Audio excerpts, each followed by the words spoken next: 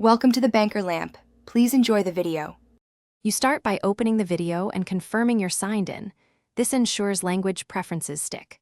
Once on the video, click the gear icon on desktop or tap the three-dot menu on mobile to reveal player settings.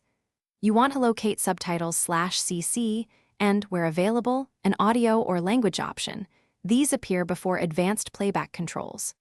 Make sure to pause the video so you can change options without missing content, and note whether the video offers multiple audio tracks or only captions. Now you select the language option offered. If the uploader provided multiple audio tracks, choose the audio track for your target language. That replaces the spoken audio immediately. If the video only has captions, open subtitles/CC and pick the language you prefer.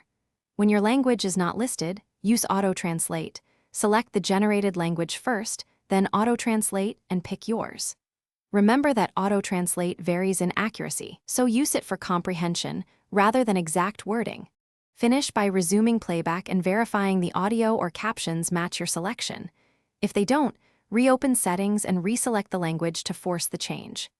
If the app does not show options, update YouTube or clear the app cache, then reopen the video. This often resolves missing menus. When no alternate language appears at all, check the video description for links or notes, or contact the uploader. Some creators must upload separate audio or caption files before languages appear. Thanks for watching. If this was helpful, leave a like and consider subscribing. See you next time.